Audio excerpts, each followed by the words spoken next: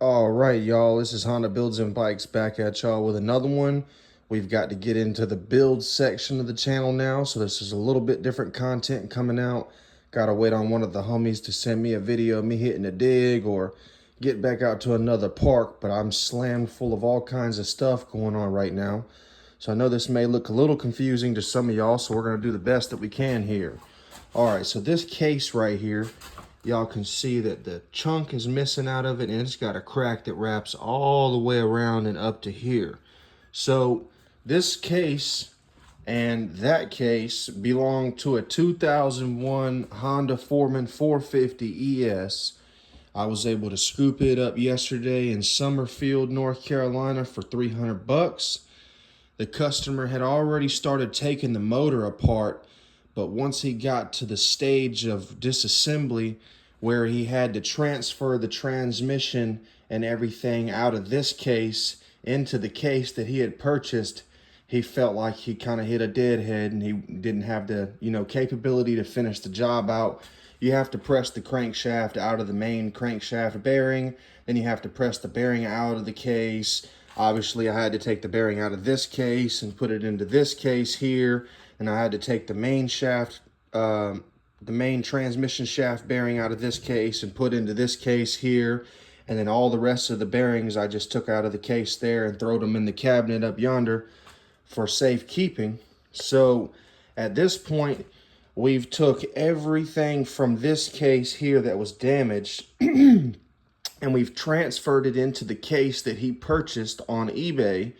Now this is another TRX 450 ES case. Nothing wrong with it, no cracks. I cleaned it up real nice, blew it out with the air hose, Lucas Oil Assembly Lube on all the bearings so that way they don't surface rust, and then dropped the transmission in, reinstalled the prop shaft, put the shift drum in it, all the shift forks, put the crankshaft in it, seated it against the main bearing. Obviously, we got the crankshaft balancer marks lined up, so everything's good here. Only thing we're waiting on now is a gasket set for this motor, so then we can drop the good crankcase back down, go ahead and torque everything down, and we'll continue with reassembly. So, what I was getting at with this one, the whole reason we were able to get this one for $300 is because this thing right here has this big crack in the motor, missing a chunk. And like I said, the guy that owned the bike just didn't feel competent enough to change everything from this case over to this case. But here at Honda Builds and Bikes, this is just another day in the shop. So we've got everything swapped over, got everything cleaned out, got the gasket mating surfaces clean. We're going to order a complete gasket set. We'll give a quick shout out to G&S Discount Supply or G&H Discount ATV Supply. I get my gasket kits from them. So on top of all that, that's the TRX 450 ES motor. Obviously, we've got all the other components and stuff here. We've got 2 new oil filters, a spark plug, a OEM Mitsuba starter. We've got a Chinese knockoff piston kit that came with the motor, all the bolts and shims and washers and whatnot. So we're good there. We've got everything that we need to fix this motor, but I wanted to let y'all in on something a little bit different. Over here, we've got the clutch cover for an electric shift 450 motor, and we've got the main shift shaft that goes through the motor. This ear right here would be where your shift shaft nipple lines up, and then it shifts this entire mechanism through the motor. Obviously, this would come through this cover here at this seal and go into the shift motor. But what we're going to do, because these bottom ends are identical to each other, the only thing that changes is that shift shaft and that clutch cover. We're going to change this motor around and we're going to put a foot shift clutch cover on it. And what we have to do with this shift shaft here, right here at the end of the shift shaft, right there, we've got to knock this off with a grinder and smooth it out real smooth.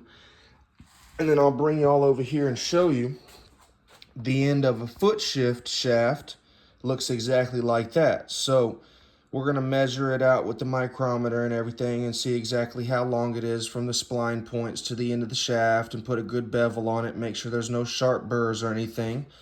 So what we'll do is we'll modify the electric shift shaft, chop it off here and smooth it all out, measure from the spline tip to the shaft tip with the micrometer to make sure they're identical. and then we'll be able to use this shaft. And only thing we'll have to purchase to convert this motor over to a foot shift motor would be a clutch cover and then obviously a shifter. We won't be able to put a foot shifter from a shift model motor. We'll have to go on eBay and purchase the electric shift model shifter that they offer with the hex spline instead of the actual, spline count shift shaft style. So we'll get that together and we'll convert this motor over to a foot shift. We'll do away with the electric shift, modifying a stock shift shaft here. So yeah, that's just me letting y'all in on what's going on with this motor right here. Keep in mind, this is the electric shift motor conversion that I have going on for my 2001 Foreman 450. It's gonna be yellow. Kind of try to keep it stock. Don't exactly know what I want to do with it right now. Technically plan on selling it. That's why we bought it, to fix it up. We're very knowledgeable on these motors. Done about 4 of them now, so definitely don't mind doing another one, especially right after finishing this one. Don't mind the mess in here, y'all. I make do with what I got. So this is a Foreman 400 motor from 1999, and we just did the whole wazoo to this thing. I mean the whole wazoo. So we sent the crankshaft off to Kentucky to Mr. Crankshaft, and he redid the crank for me, put a Namier rod on it, and we went through the bottom end and cleaned everything out and redid all the gaskets and the oil seals and put a new timing chain in it. We're going to put a new centrifugal clutch in it. You can see the centrifugal clutch that's burnt, and then you can see the new centrifugal clutch there sitting next to it. So we've still got a little work to do there, but we just torqued the head down. Got to do a valve adjustment on it, set the timing and all that good jazz, make sure the valves are adjusted right. And then we'll come over to the other side here, let y'all take a look in there.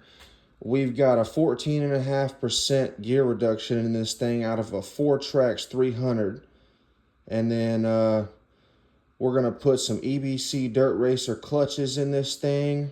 We've got some new frictions on the way. That's actually why I haven't finished the back half of the motor here.